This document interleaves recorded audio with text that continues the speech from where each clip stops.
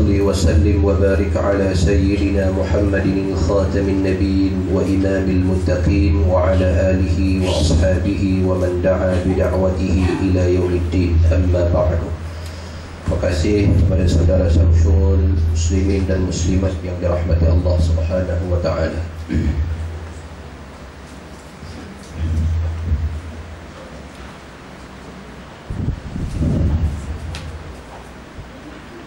Menyambung kepada rujukan kitab kita ini, saya bertanda di muka surat 161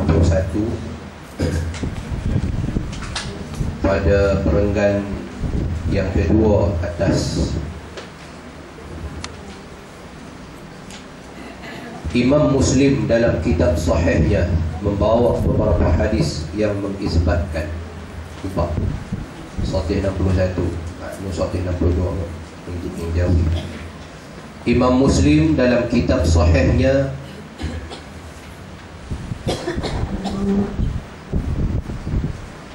membawa hadis yang mengisbatkan adanya azab di dalam kubur. Nabi Muhammad SAW mendengar suara orang yang diazab di dalam kubur. Orang yang mati mendengar derapan selipar orang yang mengkebumikannya. Pertanyaan Nabi Muhammad SAW kepada Ahlul Qalib, yaitu orang musyrikin Mekah yang dibunuh di dalam peperangan Badar, kemudian dicampak ke dalam telaga buruk, apakah kamu mendapati benar janji Tuhan kamu? Seterusnya perihal Nabi Muhammad SAW membawa orang yang hidup tidak, bahawa orang yang hidup tidak sedengar orang yang mati.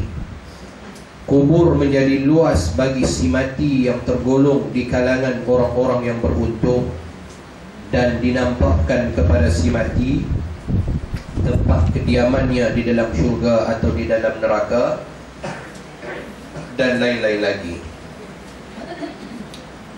Yang diterangkan kepada kita beberapa perkara ini, 2, 4, 6, 7 perkara yang disebutkan di sini adalah perkara-perkara yang disebutkan ada di dalam hadis Nabi, dan hadis ini dikumpulkan oleh Imam Muslim di dalam kitab sahih hadisnya. Maknanya ini antara tajuk-tajuk yang boleh dirujuk kalau nak cari ada azab dalam kubur, ada dalam kitab hadis Muslim. Nak cari dalil petunjuk Nabi dengar suara orang yang kena azab dalam kubur, ada dalam hadis Muslim. Orang yang mati, dia dengar orang berjalan, orang cangkui tanah, orang ketuk, orang pijak tanah dan sebagainya, ada dalam hadis Muslim. Nabi tanya kepada orang mati sebagai satu peringatan, talqin, tengok bukti pada orang musyrikin ataupun Ahlul Qalib yang mati dalam perang Badar, ada dalam cerita hadis Muslim. Cerita Nabi bagi tahu bahawa orang yang mati ni dia lebih dengar daripada orang yang hidup. Walaupun kita masa hidup ini pekak, duduk dalam kubur dengar balik. Ada dalam hadis Muslim. Ada cerita juga dalam hadis Nabi, kubur jadi luas untuk orang yang mati yang tergolong dalam golongan orang-orang yang beruntung. Kubur kita diluaskan sejauh mata memandang. 70 hadis kita baca dulu ni, 70 hasta. Jauh luas kubur dia itu, ada dalam hadis Nabi. Ada juga hadis yang dinampakkan kepada si mati tempat kediamannya di dalam syurga atau di dalam neraka. Dia dah mati, Allah tunjuk dekat dia tang mana dia nak sampai nanti bila kiamat nanti. Dia nak duduk di mana, syurga atau neraka. Ada dalam hadis sahih Muslim. Jadi rujukan tajuk ini ada dalam simpanan ataupun dalam kitab hadis Imam Muslim. Ada. Jadi maknanya hadis daripada sumber Imam Muslim ini adalah antara hadis-hadis yang sahih, hadis yang tidak dipertikaikan, hadis yang diambil dengan sanad-sanadnya, dengan orang yang bawa hadis itu dipercayai dan tidak diragui.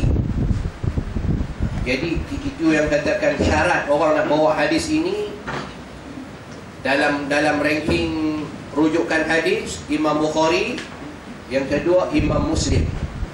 Kalau hadis Imam Bukhari memang tak diragui, ditolak. Hadis Imam Muslim pun sama, tidak diragui dan tidak ditolak. Maknanya kedua-dua hadis ini adalah hadis sahih. Kalau dia tulis sahih, sahih. Kalau dia tulis hasan, hasan. Kalau dia tulis gharib, gharib. Kalau dia tulis dhaif, dhaif. Maknanya tak ada query lagi, tak ada nak pertikaikan apa-apa, kerana Imam Muslim, Imam Bukhari adalah seorang salah antara tokoh-tokoh hadis yang masyhur, yang tidak ada tolak dan bandingnya. Dan memang mereka cari hadis Nabi, cari dan pilih sungguh-sungguh.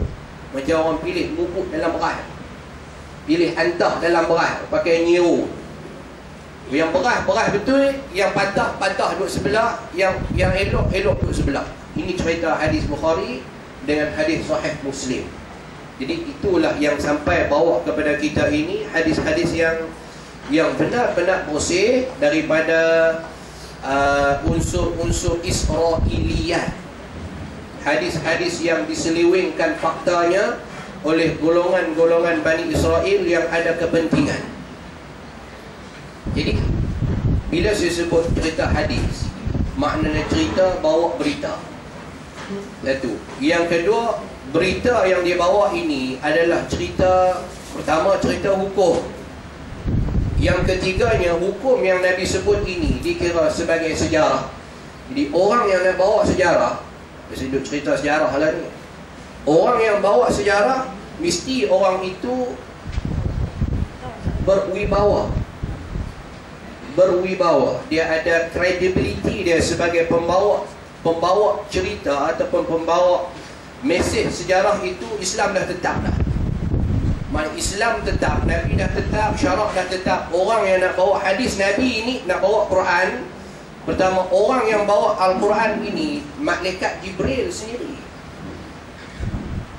Daripada Allah turun kepada malaikat Jibril. Jibril itu dia punya credibility dia, tanggungjawab yang dia terima, sikit pun dia tak pernah persoal apa Allah Ta'ala suruh, dia tak pernah buat apa, tak pernah larang, tak pernah engkar, tak pernah bengking. Dan dia bawa kepada Nabi. Dan satu ayat, satu huruf, satu bunyi pun yang Allah suruh sampaikan semuanya itu, tak ada satu pun yang dia sembunyikan. Itu personality Jibril sebagai pembawa mesej daripada Allah. Itu daripada Allah. Bila hadis daripada Rasulullah, dan ada juga hadis daripada Allah yang sebutnya hadis Qudsi, juga dibawa oleh Jibril. Satu, sama dengan kedudukan Al-Quran, cuma bukan ayat Quran, tapi hadis yang keluar daripada Nabi, daripada mulut Nabi, adalah juga wahyu daripada Allah, yang disebut sebagai ilham. Allah Ta'ala wahyu kepada dalam minda Nabi. Untuk Nabi sebut wa ma yantiqu 'anil hawa, ada dalam surah An-Najmi itu. Nabi sebut, Allah sebut Muhammad ini dia tidak bercakap ikut nafsu. Makna dia bercakap ini minda dia ada ilham daripada Allah. Mesej dia wahyu. Wahyu ilahi yang sampai kepada Nabi SAW. Kita tak ada wahyu, kita ada ilham. Ilham ini mesej daripada Allah Subhanahu Wa Ta'ala, dan memberikan kepada kita untuk kita pertimbang dengan ilmu, dengan iman dan akal fikiran kita. Ilham. Kalau wahyu, dia tak pertimbang dah, terus sampai, terus bagi. Sebab itu mesej hadis Nabi ini yang duduk dalam mesej sejarah, disebut dalam sirah, dalam at-tarikh an-nabawiyah, dalam sejarah Nabi, sejarah kerasulan, makna cerita sejarah. Nak ambil cerita itu kena balik kepada ayat yang Allah Ta'ala sebut dalam surah Al-Hujurat ayat 14 itu, in ja'akum fasiqun binaba'in fatabayyanu an tusibu qauman bijahalatin fatusbihu ala ma fa'altum nadimin. Kita bawa balik kepada surah Al-Hujurat itu. Apa Allah kata? In ja'akum fasiqun, jika datang kepada kamu satu orang yang sifatnya fasik. Apa fasik? Kita mengaji, kita tahu orang fasik. Orang tak mengaji, dia tak tahu. Fasik, dia tak tahu. Bagi dia perfect ke semua. Bagi dia orang yang dia hanya suka ilmu dunia. Sedangkan manusia itu tidak ada kewibawaan dengan ilmu syara. Tak ada. Maka Islam dah letak, Allah dah letak, in ja'akum fasiqun. Orang yang fasik ini macam mana? Kita kena tengok hadis lain, ambil ayat lain, tengok hukum lain. Apa kriteria satu manusia ini yang dikelaskan sebagai fasik, yang satu lagi mukmin? Dua tu je ada. Duduk dalam golongan yang beriman ini, yang kata beriman ini, satu kafirin, dia tak beriman langsung. Fasik ini dia beriman, tapi dia boleh bawa mesej, boleh bawa cerita begitu begini. Cerita daripada satu sudah jadi tiga, di tiga sudah jadi 10, 10 sudah jadi 100. Itu fasik. Sebab itu dalam teori hadis, bawa ilmu hadis, orang yang bawa ilmu hadis mesti rawi dia ataupun rijalul hadis. Orang yang bawa hadis itu mesti adilun, mesti adil. Adil ini bukan adil dalam timbangan itu. Adil ini dia adil dengan Allah Ta'ala. Adil sungguh-sungguhnya dalam ibadat dia, dalam kehidupan dia, dalam makan minum dia, dia dengan orang, dia dengan Allah. Adil segala-galanya. Ingatan dia dhabtu tam, ingatan dia kuat dan sempurna. Ada dhabtu al-kitab, ada yang dicatat dalam kitab. Sebab tu mengaji kena ada buku. Imam Bukhari ada dhabtul tam. Hadis, Nabi suruh tulis hadis supaya hadis-hadis tidak dilupakan oleh sahabat-sahabat dan kita jadi petunjuk, jadi panduan sampai sekarang. Quran Nabi suruh tulis, maknanya menulis, mengaji, bawa buku, tulis, ada buku rujukan dan sebagainya. Disuruh oleh Islam. Sebab kita akan lupa. Yang kedua, bila ada dhabtu tam, Imam Bukhari nak pergi ambil hadis dekat satu orang, dia tengok, dia ada catat dalam buku dia, dia buka depan Imam Bukhari. Imam Bukhari terima satu syarat. Yang satu lagi dia sebut dekat Imam Bukhari, ada dalam ingatan aku, mana yang tak payah tulis. Tanyalah bila, dia boleh sebut. Dan hak dia sebut itu bila buka dalam buku sama, sebiji, satu pun tak jatuh. Adil sampai ke teratur. Kalau hak yang dia hafal tu berlain, satu baris aja, hak ni baris A, hak ni I, dalam buku I, dalam dia baca A, Imam Bukhari tak ambil hadis tu. Padahal kita A, I, U tu kan ada apa pun, sama aja. Tapi kan sampai ke tahap adilnya Imam Bukhari, baris atas dia baca baris bawah masa dia hafal, Imam Bukhari tak ambil, tinggal langsung hadis tu, balik cari hadis tu juga dekat orang lain yang boleh baca sama, ada syarat yang sama. Itu yang kata orang membawa mesej sejarah ini kena adil. Fasik bina bain, orang fasik ini datang bawa cerita, dan memang sifat orang fasik, dia suka cerita, dia suka bercakap. Bila dia bercakap, dia suka jajar sana, dia jajar sini, dia habaq sana, dia habaq sini, yang mengadu, tak kuat hati dan sebagainya. An-namimah, an-namaim, Nabi sebut dalam hadis, Nabi sebut orang an-namim, an-namaim ini orang yang suka bawa mulut. Mana ada orang tinggal mulut?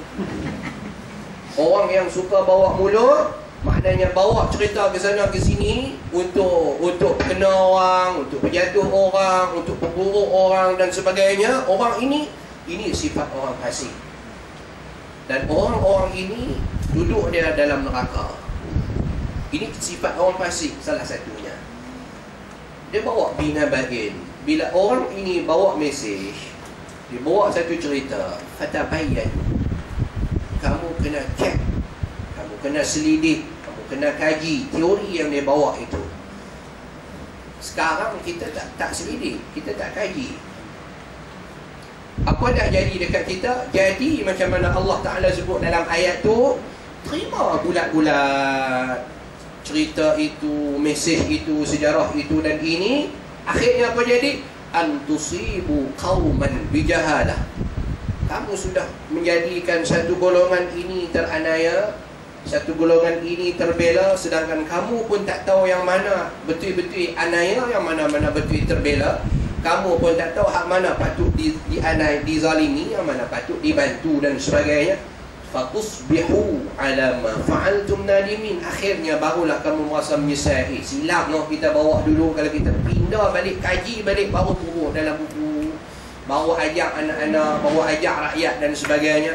Ujung-ujung dah berapa puluh tahun dah mengaji, baru tun sebut kita kaji balik. Kita mengaji dulu.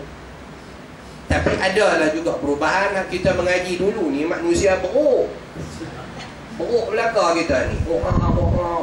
Cuma tak ada buat nyok je. Tahun berapa yang mula tak ada teori Darwin dalam. Saya ingat saya duduk mengaji itu ada lagi dalam buku saya, manusia daripada beruk, daripada merangkak, naik bongkok, daripada bongkok naik cikang lagi. Lepas tu barulah pakai baju Tyson tu. Tu pun duk dia cakap tu ya.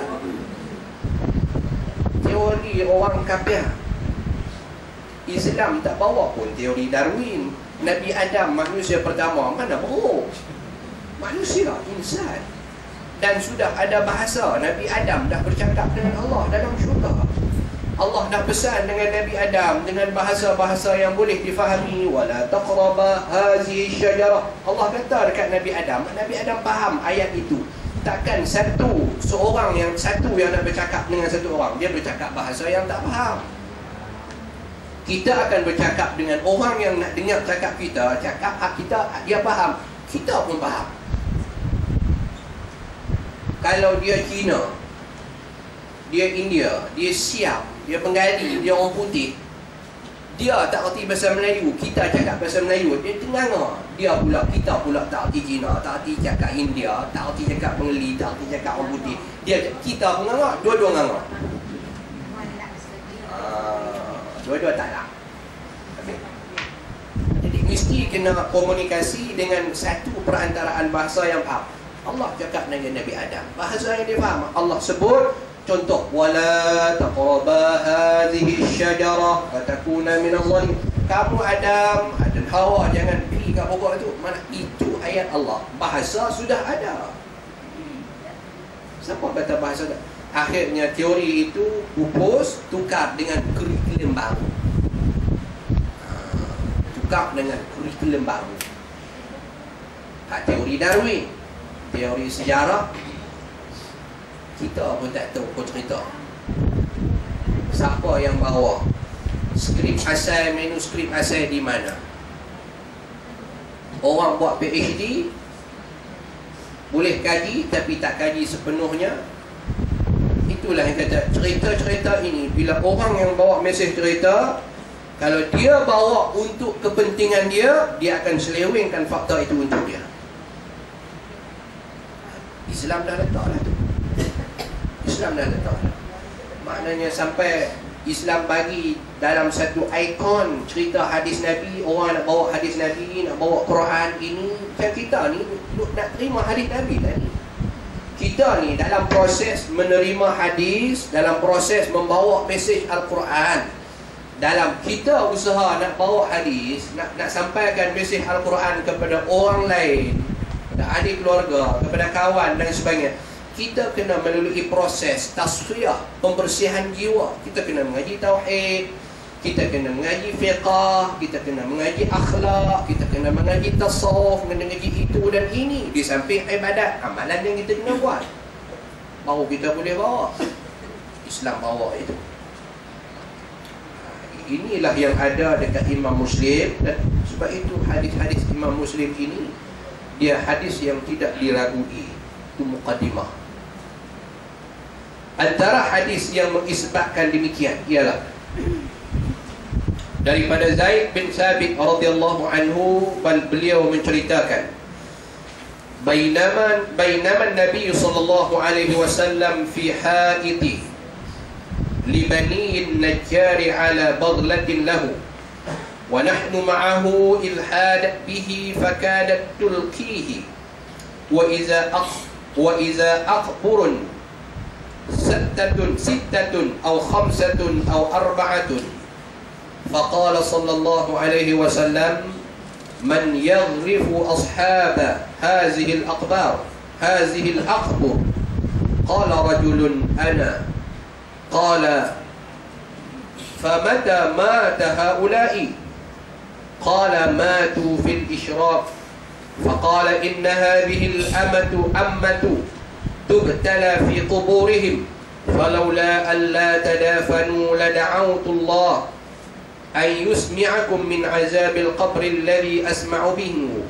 Summa aqbala alayna biwajhihi faqala ta'awwadhu billahi min azabin nar. Qalu na'udzu billahi min azabin nar. Qala ta'awwadhu billahi min azabil qabri. Qala ta'awwadhu billahi min al-fitani ma zahara minha wa ma batan. Qalu na'udzu billahi min al-fitan ma zahara minha wa ma batan. Qala ta'awwadhu min fitnati ad-dajjal. Qalu na'udzu billahi min fitnati ad-dajjal. Rawahu Muslim. Hadis yang panjang ini, sewaktu Rasulullah SAW berada di dalam halaman kampung Bani Najjar, baginda berada di atas himar. Himar ini keldai. Dan kami bersama-sama baginda. Ketika itu hamar baginda menjadi liar sehingga hampir-hampir menjatuhkan baginda. Tiba-tiba di situ ada 4 atau 5 atau 6 kubur. Nabi lalu di satu kampung. Kampung itu yang dia ada satu kawasan perkuburan yang orang mati tak banyak. Dalam hadis ini cerita, tiba-tiba kaldai yang Nabi naik itu dia jadi cengang macam lembu takut kat ulang. Tuan akhirat lembu tu tak nampak lagi ulang. Lembu dah tak ngopir. Itulah. Tuan dia tak tahu. Lembu tahu lah. Lembu keldai Nabi jadi liar sampai Nabi yang duduk atas belakang dia duduk goyang sana goyang sini. Nabi dekat-dekat nak jatuh. Dekat-dekat nak jatuh. Tiba-tiba di situ Nabi tengok ada tanda-tanda kubur. Ada tanda-tanda kubur. Nabi rasa, Nabi sebut mungkin 4, 5 ataupun 6 kubur, tak banyak ini. Tanya baginda, siapakah yang kenal kubur ini? Nabi tanya. Siapa-siapa tahu kubur ni, kubur siapa-siapa ni? Nabi dapat petanda. Seorang lelaki menjawab, saya kenal. Tanya baginda, bila mereka mati? Ia menjawab, mereka mati dalam keadaan musyrik. Itu cerita kubur itu. Baginda berkata, sesungguhnya umatku ini akan diuji dalam kuburnya. Aku bimbang kamu tidak mahu masuk kubur. Kalau tidak, aku akan meminta Allah memperdengarkan kepada kamu siksa kubur seperti yang aku mendengarnya. Kemudian baginda berpaling kepada kami. Ini hadis yang dalam dalam tajuk tadi, hadis Muslim. Hadis yang juga cerita Nabi boleh dengar orang dalam kubur. Binatang boleh dengar orang dalam kubur, tapi manusia yang hidup tidak boleh dengar. Orang yang dalam kubur lebih dengar berbanding dengan orang yang hidup atas dunia ini. Ini antara hadis-hadis yang dalam hadis Imam Muslim. Lalu berkata, berlindunglah kamu dengan Allah daripada siksanya. Nabi kata, ta'awwazu billahi min azabin nar. Nabi kata, ta'awwazu billahi min azabin nar. Wahai semua yang ada, Nabi kata, kamu kena selalu minta lindung. Allah Ta'ala jaga, pelihara kita daripada siksa neraka. Lalu sahabat-sahabat berkata, kami berlindung dengan Allah daripada azab neraka. Bila Nabi kata, ta'awwazu billahi min azabin nar, mereka pun kata, na'udzu billahi min azabin nar. Kami minta lindung ya Allah daripada azab kubur. Ini sahabat-sahabat ni. Nabi baca, mereka baca. Itu yang katakan musyafahah. Musyafahah. Ini salah satu teknik mengaji. Maknanya Tok Guru kata, anak murid ikut. Tok Guru kata, anak murid ikut. Musyafahah. Tok Guru baca, anak murid dengar. Namanya talaqi. Baca seorang-seorang, siapa pun tak dengar. Itu namanya qiraah ataupun tilawah.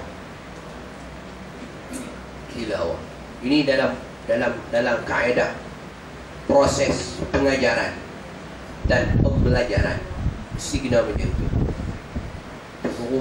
Cikgu ajar, anak murid dengar. Cikgu ajar, suruh sebut, anak murid ikut.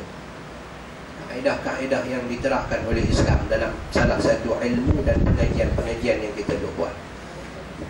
Macam ni, saya talaki, saya baca, tuan-tuan dan puan-puan dengar, dan saya tak suruh tuan-tuan dan puan-puan ikut satu-satu yang saya baca. Bila nak habis, baca serat kan ikut. Kan dulu sekolah baca buku cerita, baca serat 3 patah, ikut satu kelas. Baca 3 patah, ikut satu kelas. Habis tengah jam, habis hari tu. Esok baca pula, ikut setengah jam, habis, tak ada apa. Macam-macam lah. Itu pun style cara kaedah pengajaran juga. Kemudian baginda berkata, Nabi kata lagi, berlindunglah kamu daripada azab kubur. Ta'awwazu billahi min azabil qabri. Lepas tu sahabat-sahabat pun kata, na'udzu billahi min azabil qabri. Lepas tu Nabi kata, berlindunglah kamu daripada segala fitnah yang zahir dan yang batin. Ta'awwazu billahi minal fitani ma zahara minha wa ma batan. Sahabat pun kata, na'udzu billahi minal fitani ma zahara minha wa ma batan. Nabi kata, berlindunglah kamu daripada fitnah Dajjal. Ta'awwazu min fitnatid Dajjal. Sahabat pun kata, na'udzu billahi min fitnatid Dajjal. Ada berapa ujian duduk dalam tu Nabi sebut. Pertama, ujian neraka. Kedua, ujian kubur. Yang kedua, ujian fitnah zahir dan batin. Dalam kubur ni, orang cerita orang mati. Kehat hidup, orang yang mati. Fitnah zahir dan batin. Yang keempat, fitnah Dajjal. 4 ujian, 4 fitnah yang akan ada. Azab kubur, kita masuk duduk dalam kubur itu, kalau kita orang yang rugi, Allah akan tunjukkan kepada kita neraka. Allah tunjuk dekat kita neraka. Allah ustaz dekat tunjuk neraka, tak apa lagi ingat masuklah. Ada lagi layak buruk dah. Dekat tunjuk tak apa ustaz, dan lagi jangan masuk terus. Tunjuk pun kadang-kadang lebih teruk daripada dulu. Orang tunjuk gambar orang muntah, kita tengah duduk makan nasi, muntah, muntah. Kita tengok tonton apa jadi, kita teruk pada dia lagi muntah. Tunjuk ulat, orang mati berulat, kuat-kuat. Tengok dalam berita, nampak dalam parit dan longkang, ulat besar-besar ibu jari, duk melompat jenis tik dari kepala dah. Boleh tak ada tudung lagi. Kita muntah tak salah. Orang mati tak ada apa. Orang tengok dalam TV ya. Kita duk luak ni, duk luak tu. Tuan-tuan tengok dalam skrin tu. Katalah kita berjalan-jalan, selak-selak, lah ingat aku apa dah. Banyak orang tengok ulat nangka pun muntah. Ulat lah buah nangka. Buah nangka ada belah-belah ulat melompat, ulat tak makan. Itu yang katanya Allah tunjuk. Kadang-kadang yang tunjuk itu lebih seksa daripada itu. Kalau kita tengok yang seronok, yang nikmat, so tengok kita orang mengaji ni paling tak ada nikmat. Kena tengok orang tawaf di Mekah, tengok orang buat sa'i, tengok orang semayang. Oh, seronok, sejuk hati.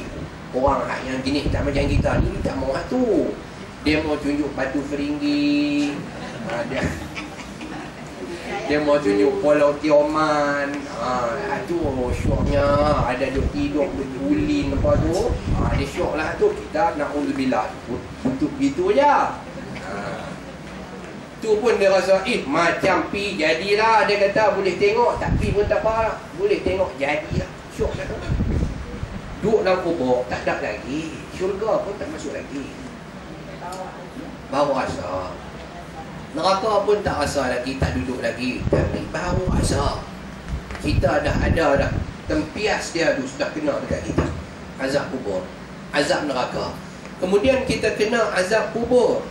Azab kubur ini bukan azab neraka lagi, kubur baru kubur. Macam saya balik bulan lepas daripada Brunei, masuk check in, nak check out daripada airport itu, immigration dan custom. Immigration lah yang di airport. Saya tengok Ustaz main mana? Saya balik Brunei. Oh, dia kerja di sini. Saya pun tak tahu dia tu kerja apa. Tak tahu dia kerja apa. Mau tahu kita tu dia kerja. Oh, saya duduk kerja sini lah, belajar apa. Duduk di situ, sembang dah keluar lewat. Sembang dengan tak ada orang. Duduk tanya dia, macam mana boleh tahu orang duduk bawa dadah ni? Ayat-ayat asing masuk bawa dadah ni, pasal telan lah apalah, bawa kulit. Oh, dia kata, kita dah ada maklumat dah, cerita lah. Bila depa orang tangkap, immigration ke custom tangkap di border badan Malaysia, dia nak masuk ke Malaysia dan sebagainya negara, kalau dia buat salah, di situ dia kena siksa dah. Dia kata teruk lah, dia kata Ustaz, kita torture dia, kita bagi dia, kita layak dia. Tak teruk lah. Kalau dia telan dadah, dia kata kita biar tahan dia. Kita tahu plastik yang duduk dalam perut ni berapa jam dia akan pecah. Kalau tak pecah ya, kita bagi ubat yang boleh pecah. Dia tak boleh tahan Ustaz. Dia mesti mana pun lagi dia gubuk dia. Kita tahu dia takkan nak simpan. Itu yang kadang kena pi berak mau keluar dan sebagainya. Sudut dadah masuk. Kadang muntah balik bagi keluar. Dia boleh tahan dalam berapa jam. Dia boleh buat. Dia kata kami buat. Duduk tahap tu baru siksa dia. Hak kena kat immigration, teruk dah tu. Dah lepas tu serah pergi dekat Bahagian Keselamatan Negara. Tapi ISA dah habis dah. Hantar pergi keselamatan, boleh tangkap pula, duduk dalam pula. Soal selidik baru masuk neraka betul. Real punya neraka di situ. Contoh tu saya nak bagi contoh. Maknanya dia ada tempat transit, kita akan singgah untuk satu tempoh yang siksanya pun dah teruk, tapi bukan yang betul-betul hukuman lagi. Baru diselidiki. Kita duduk dalam kubur diselidiki. Kenal ni lelaki ni nama apa? Apa saja saya tengok dia. Mau pasal pang kenapa? Hang kenal ni buku ni apa nama? Pasal dia duduk baca dia. Kena pergi baru duk puasa habis nanti angkat hak yang duk puasa-puasa tu buang tu anak tempat hang puasa tu dalam neraka. Azab kubur, azab neraka, betul azab kubur yang kita akan rasa betul-betul. Lepas tu masuk yang ketiga, fitnah yang zahir dan yang batin. Bukan orang yang hidup sahaja difitnah, yang mati pun kena fitnah. Orang mati pun kena fitnah. Sebab itu bila orang mati, Nabi ajak kita jangan sebut dan ungkit lagi cerita-cerita buruk orang mati, melainkan yang Allah dan Rasulnya ungkit. Orang mati tak boleh ungkit. Sebut cerita dia, diam, sudah habis.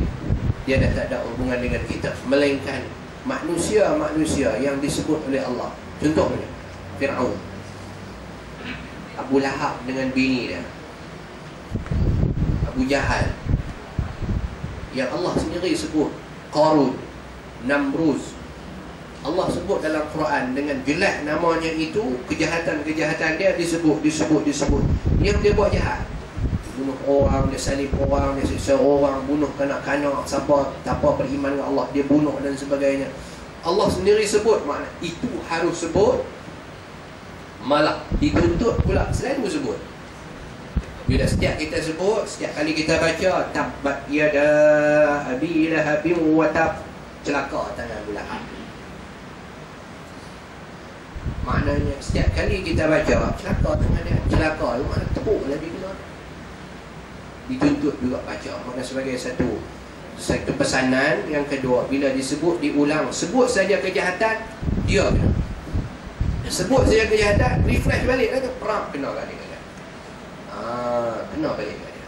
Sebab itu kita yang mati, manusia khususnya kita orang Islam ini yang dah mati, tok nenek, tok nyang kita, adik-adik kita, kawan-kawan kita yang pernah buat kat kita, nenek kita, naya sama ada banyak ataupun sikit dan sebagainya, tak payah disebut, tak payah dimungkitkan kesalahan-kesalahan dia dan dituduh dia dengan begitu begini dan sebagainya. Kerana itu ulangan-ulangan itu akan menjadikan orang yang mati itu disiksa teruk. Disiksa teruk. Sampai kepada tahap orang yang mati dan tak kubur lagi dan tak sebut apa-apa, tetapi niat, Nabi sebut niatun nauhun, raungan, hasil raungan teriak orang yang kepada orang mati tu, wah, ya, teriaknya tu, janganlah, biar pilah, korek balik, teriak, tak kubur duduk, korek yang harimau. Juga menjadikan orang yang mati itu tersiksa. Kenapa? Kerana orang yang hidup ini tidak redha kepada Allah yang mematikan dia. Nuh, orang yang teriak merau-rau. Sebab itu Nabi tak bagi orang jahiliah kalau mati syaqqal juyub. Nabi sebutlah hadis, habis ni baju-baju kain pelunggung semua cabut, koyak apa. Walau tamal khudud, tepuk tarik muka habis, goncang-goncang rambut macam hantu tak bagi. Tak tahu nak buat apa. Nabi tak bagi. Itu sebab sifat orang-orang jahiliah, dia boleh mendatangkan lebih siksa dan lebih kesedihan kepada orang yang mati. Fitnah. Jangan sebut, jangan cerita. Tak apa. Kalau ada orang duk kata pula, ni hak tak lain, ni hak Tok Wan hang, ni Zakar, lagilah tahu. Berapa ramai orang suka pegang Zakar Tok Wan, Tok Nek, Tok Nyang. Padahal dia pun tak tahu Tok Wan dia tu, tak pernah tengok pun. Pergi kat kawan ni, perasa pergi sikit, goncang pergi jerih limau masuk dalam mangkuk tu, pergi jerih lalak sah. Kacau, tikam kembali kuang balik. Ni Tok Wan nampak dulu. Kawan tu dah duduk alam barzakh dah. Ada betul tak betul kita pun tak tahu. Jadi jangan buat fitnah. Sebab itu Nabi haramkan berjumpa. Man ata kahinan aw arrafan fasaddaqahu faqad kafara bima unzila ala Muhammadin. Siapa yang berjumpa arraf, tukang tilik, atau kahinan ataupun orang alim yang boleh menunjukkan, boleh menengok. Kahin orang alim, dia Nabi bagi beza tu. Arraf tuk nujum, dia tak semayang, pergi duduk bagi kain pelikat pun bawah pusat, sila nampak kepala lutut bujai di sakot dia, aman kanan bawah tu arraf. Dia boleh menilik, tapi dia ini bukan orang ahli ibadah. Dia orang fasik. Dia tak buat ibadah. Mayang pun tak, gigi tak kuasa, tubuh tak mayang, maaf pun tak pergi, mengaji pun tak main. Satu lagi kahin, dia ni ustaz. Kahin ini istilah orang ahli nujum, ahli orang yang pandai menilik, menengok, tapi dia ni orang pandai agama. Tak kisah ulama sebut dia ni agama kafir ke agama Islam. Kalau kafir macam Tok Sami hadap sila depan tu, depan traffic light tu, belah kiri tu, sila. Araf, orang yang pandai agama dalam agama Majusi, agama Yahudi, agama Nasrani ataupun agama Islam, ustaz. Dan dia boleh menengok, boleh berfirasat, boleh pakai mimpi dan sebagainya, boleh tengok gitu gini dan sebagainya. Fasaddaqahu, dia sebut, dia cerita, kita percaya. Betul juga no. Dahlah ustaz, bukanlah nak percaya, dia dah hantar percaya. Pergi buat apa? Bila kita habaq orang tanya, orang tu tanya saya ni, dia kata, dah ustaz, bukanlah nak percaya ke dia cakap tu. Dah hantar percaya, pergi buat apa? Buang masa, pergi duduk tu kan main paksi ngaji. Ustaz kereta, probik minyak kereta, satu bajikan tak dapat. Fasaddaqahu, kamu percaya. Faqad kafara, Nabi sebut, kamu telah kufur, kamu menjadi orang yang paling engkar dan melawan Allah bima unzila ala Muhammadin, terhadap apa yang Allah Ta'ala turun kepada Nabi. Apa Allah bagi kat Nabi? Quran dan hadis. Kufur dua-dua tu, tak percaya.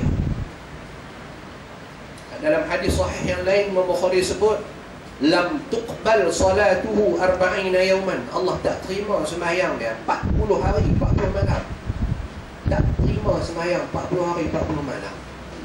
Allah punya seksa.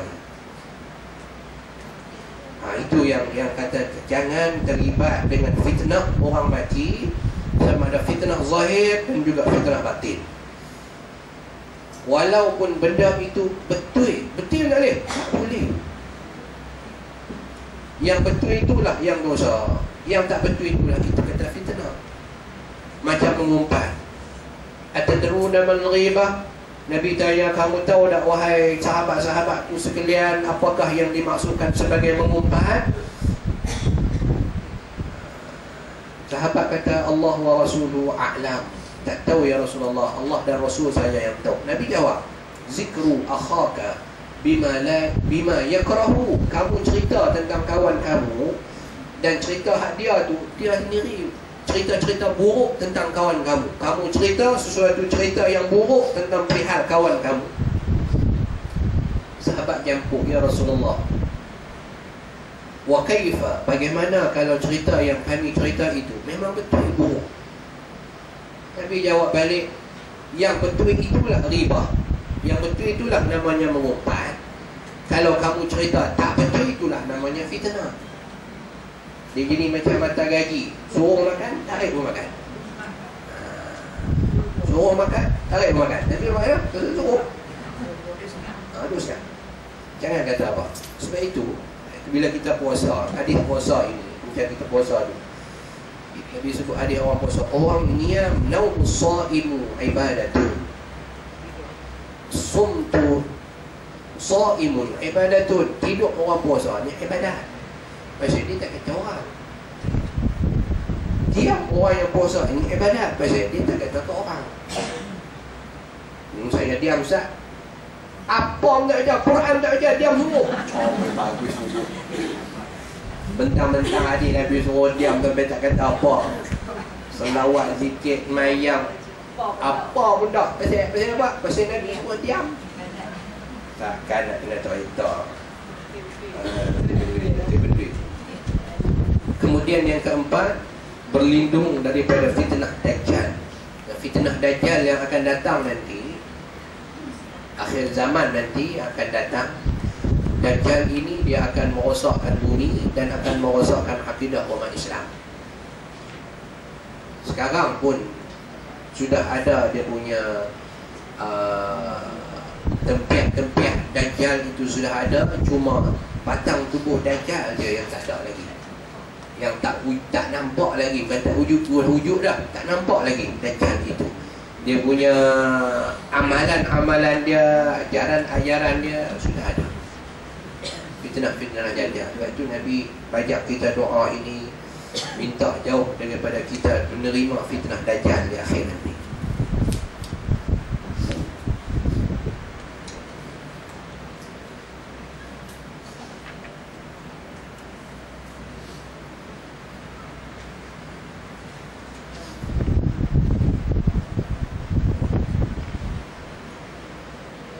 Daripada Ibnu Abbas radhiyallahu anhu, beliau menceritakan, dia sebut, beliau riwayatkan, marra Nabi sallallahu alaihi wasallam ala qabraini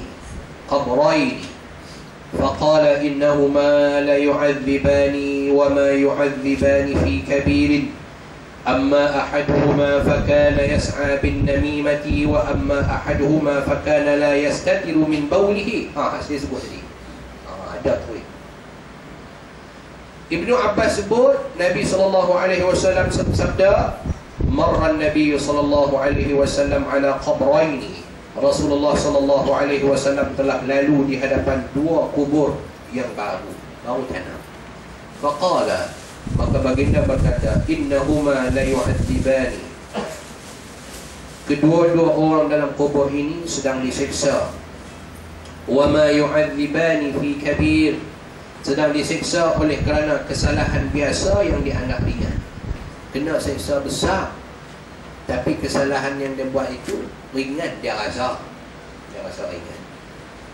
Amma ahadahuma fakana yas'a bin namimah, salah seorang daripadanya tukang fitnah, tukang bawa mulut. An-namimah yang saya sebut tadi. An-namimah ni orang yang suka bawa mulut popek-popek sana, dia pergi cerita sana, balik beli ikan, singgah ikan busuk dan sikit, sayur layu tak ada makan. Ini terdawang. Fakana wa amma ahaduhuma fakana la yastatiru min qawlihi, salah seorang, satu lagi tidak beristinja kencingnya. Maknanya tak jaga kebersihan, tak istinja dengan betul. Maknanya kedua-dua orang yang buat salah ini dihukum oleh Allah Subhanahu wa taala dalam kubur kerana buat fitnah satu, yang kedua tidak jaga kebersihan diri. Ini dua mesej yang Nabi sebut bahawa ada hukuman-hukuman dalam kubur untuk orang yang macam ini. Tengok salah tu sikit, buat kerja tu sikit sangat saja, tapi kesannya yang fitnah itu ya sebab dia fitnah orang, boleh melaga-lagakan orang, boleh menyebabkan orang salah sangka, yang berita benar jadi salah dan sebagainya, fakta betul jadi diselewengkan. Itu fitnah.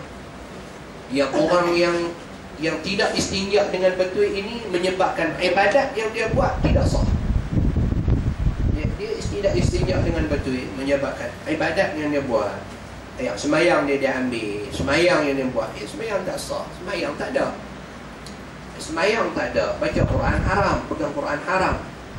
Maknanya dirinya tidak bersih dan dikira dia tidak beribadat, dia kosong, tak ada apa. Dia hanya ada acuan. Acuannya Islam itu syahadah, asyhadu an la ilaha illallah, itu acuan. Tak gelas kan? Gelas ini acuan. Mengucap saja asyhadu an la ilaha illallah wa asyhadu anna Muhammadar Rasulullah, naik acuan. Apa nak kena isi dalam ni? Nak isi dengan amalan-amalan. Nak isi air kopi ke, nak isi air got ke, nak isi air tadik ke. Tidak, kosong tadi, duduk macam tu, tak ada apa. Jadi kita dah ada bekas, kita dah ada lesen, dah ada syahadah, kita kena isi. Macam kita makan kenduri, ada hidangan, buffet ke, hidang ke, atas meja yang panjang ini ada 1, 2, 3, 4, 5, 6, 7 dulang. Mai-mai tengok, satu pun tak ada. Apa? Kosong, bersih, tak ada. Bekas hijab, kari pot, semua tak ada. Pasal tak isi. Bekas ada. Dan tahu kata nak ada kenduri, kita ada apa? Maka kita kena isi dengan puasa, buh sedulang, isi dengan sembahyang, buh sedalam, isi dengan zakat, bubuk satu, isi dengan ini, bubuk sini, isi dengan ini, bubuk sini. Baru jadi banyak mata.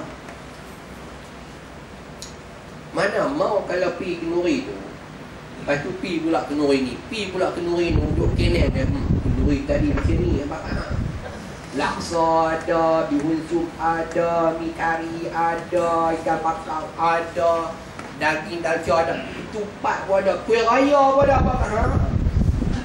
rokok letak dah tu, satu meja, siapa nak isap rokok pergi duduk dalam tu. Mai kenduri ni gulai dengan acak yang dia bagi. Dia boleh buat bandingan. Kita dah lupa tu, saya apa sopa, kita duduk pergi bagi sopa-sopa, sama.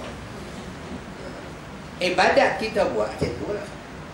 Mau harap jadilah daripada tak buat langsung. Tu pun kira semayang juga tu. Daripada tak semayang langsung, kalau tak semayang langsung, nak kata apa? Masuk neraka dia jawab dia. Tak semayang langsung masuk neraka. Aku tak apa, buat bang aja. Dia duk kira jadilah, boleh buat dekat-dekat yang boleh. Buat rajin-rajin sangat, orang kata ustaz pula. Dia takut nak buat. Jadi bila kita buat banyak, kita sedang mengisi banyak. Kalau kita tak ada langsung, hanya ada dalam kap nalan saja, nama je Islam, bin, binti dan sebagainya. Bekas sahajalah. Ada bekas? Ada. Ada apa? Ada apa? Main tengok ada bekas, ada apa? Oh, ada kurma, ada itu, ada. Kita nak kena isi dengan itu. Bila dah ada hidangan-hidangan lauk-lauk pauk yang berjenis-jenis itu dalam sembahyang contoh, mungkinlah sembahyang tu jadi gulai. Gulai apa? Tekan kuah je kot. Takkan nak fikir duk kuah dah masak kurma. Kuah saja. Apa pun tak ada. Empah cerita-ceritanya. Tak mau juga. Mau ada gulai apa? Gulai nanging ke? Gulai seludu ke? Bukuh tu kepala ke ekor ke? Nak cari. Buh lagi pula. Ada kacang lah. Ada tomato lah. Hai.